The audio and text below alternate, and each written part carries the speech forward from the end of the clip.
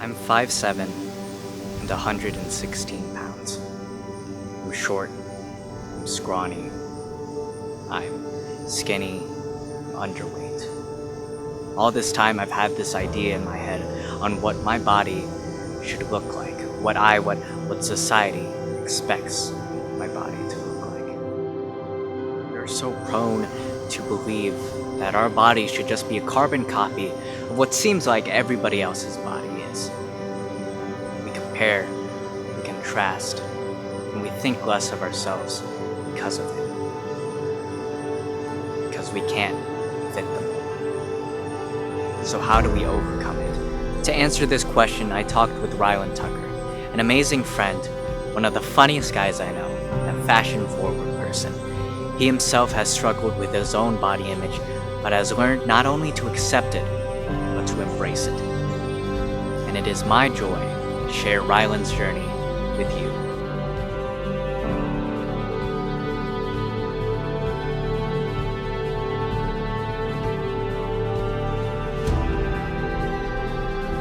How do you think body image has affected the world? Well, back then it was seen as, it's mainly for girls. I see it more so, and it's more brought to life for girls, but there's the idea of, being skinnier and being thinner, just having the hourglass type of figure. And for guys, it's always been, you have to be big and buff. And now it's kind of transitioned where if you're curvier, especially for a girl, it works. Especially in fashion, I feel more diversity has been seen, especially in fashion week and stuff. But guys, I don't know, I feel it hasn't done as much growth as it has for women, as there's still the idea of just, you have to be really muscular and you have to be really built to be seen a lot in media in different forms of that. As a guy who's smaller, it's always been a really hard challenge to find clothes that fit me. Do you feel you've had the same challenge? Oh, always, because I've always been small, so these clothes never come in an extra small. They always come in a big or a tall or an XXL, which is still a problem, but extra smalls are far and hard to come by. Especially when I was younger, I would hate wearing baggier clothes because it always make me look small, and kids tease, and so when you're small, it's you always get known as the smaller or the scrawnier kid, so it made it worse with them being big already.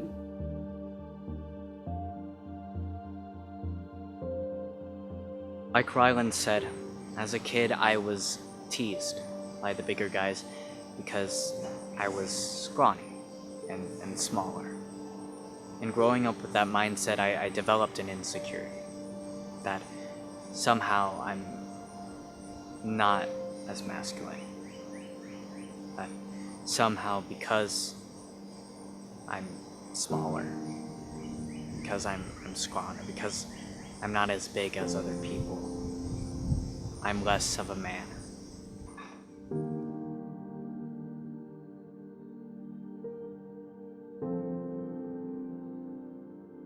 Why do you think that bigger people are seen as more masculine? Well, there's always the stereotype of, people who are skinnier and thinner. They're weak, they're more fragile, and with masculinity, there's the idea of, the confidence and that they're aura, they're strong. And so, since those two are polar opposites, it creates a negative impact on people's body image because they correlate that to their confidence, their masculinity, their strength. But I think some smaller guys try to overcompensate for their masculinity by acting hard or tough and having an attitude more so people can't get at them, so they can get people before people are able to get them. But that shouldn't be the case. You should be able to act how you want to and not have to put on an act and just be able to be who you want to be. So for guys that are smaller and I guess aren't as seen as protective, or they don't have, like you said, that same amount of security, how do you think they project masculinity more? You pull that Glock out on them.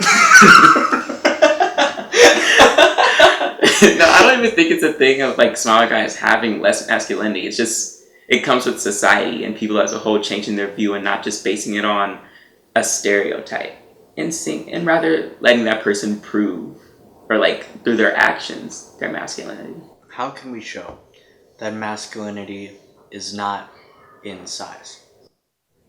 I think with giving depictions of non-conventional, like, I guess, like masculine body type, or like a hero body type in different things. Like in superhero movies, we see lots of guys who are really like muscular, and they like are always the hero in the stories, maybe showing someone of a different size and build being a hero in a story. You're just like having people who aren't necessarily always seen as the hero visually be in those hero roles or be in those starring roles, and spreading awareness of the importance of body image and representation just in their community, in media, in their everyday lives. And not just with body image, but with a lot of different things, like with people's like race, religion, sexuality, all stuff like that. People need to look at the person and figure out who the person is before stereotyping them and putting them into a certain box of who they think they are, and actually see who the person is on the inside.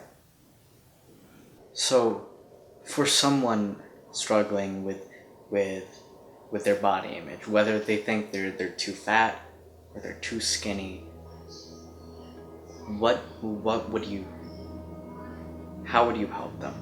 Well, first I would like suggest that they find people on different platforms like Instagram, Facebook, Snapchat, whatever they use the most, and like find people who look like them, who struggled with what they've gone through, and who have found confidence and I guess like safety in being who they are, and they show that. So then with you seeing those images and like surrounding yourselves with those images, it's gonna help you build up the confidence to be who you are and feel comfortable in your own skin. But I know it sounds really stereotypical, but there's someone out there who's going through what you're going through. There's someone out there who doesn't think their body is perfect, who doesn't think that they're small enough, that they're big enough, that, you know, that their biceps are big enough, that their chest is big enough. But honestly, someone out there is gonna look at your body and say, wow, I wish I had that person's body, or that person's body is perfect. So it might sound weird, but just, you gotta live your life for you, and you gotta not feel so pressured to be something that you're not, because if you don't like it, someone else out there does. Live your life for you. Too often in our lives, we live for other people. We change ourselves physically or personally to fit the mold, to fit who we are supposed to be. But to stand up in the face of that, against all of the negativity, against all of the hatred, all of the people who are telling you that you are not enough, that's where the real power is. To live your life for you.